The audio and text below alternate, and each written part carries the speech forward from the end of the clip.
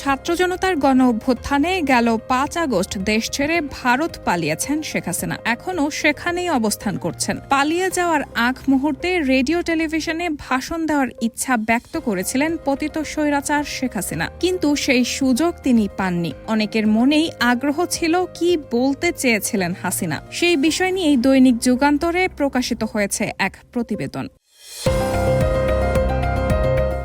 শেখ হাসিনা বলেছিলেন দীর্ঘ নয়, অল্প সময় কথা বলবেন তিনি, কিন্তু পরিবেশ পরিস্থিতি এবং সেনাপ্রধানের অনাগ্রহে সে সুযোগ পাননি হাসিনা। তখন তাকে বলা হয় চারদিকে লোকজন জড়ো হয়ে গেছে, সবাই মারমুখ, অল্প সময়ের মধ্যেই তারা গণভবনে পৌঁছে যেতে পারে। তার নিরাপত্তার কথা ভেবেই তাকে সে সুযোগ দেওয়া যাবে না। হাসিনা বিরক্ত, ক্ষুব্ধ, কিন্তু কিছুই করার ছিল না তার। বক্তৃতার একটি খসড়া তৈরি করেছিলেন তিনি।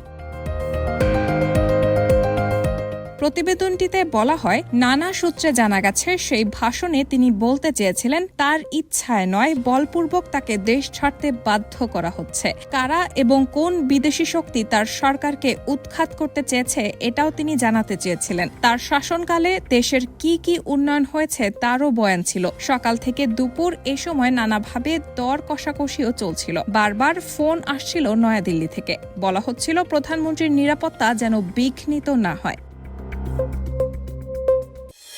প্রতিবেদনটিতে উল্লেখ করা হয়, মজার ব্যাপার হচ্ছে ঢাকার তরফে দিল্লিকে বলা হয়েছিল তারা যেন বিমান পাঠিয়ে হাসিনাকে নিয়ে যান। সে অনুরোধে সাড়া দেয়নি দিল্লি। এরপর বাংলাদেশের উদ্যোগে বিমান বাহিনীর একটি C-130 বিমানে তাকে দিল্লি পাঠানো হয়। হাসিনাকে বহনকারী বিমানে আরও 2 জন ছিলেন, তার ছোট বোন শেখ রেহানা ও নিরাপত্তা বিষয়ক উপদেষ্টা তারিক আহমেদ সিদ্দিক।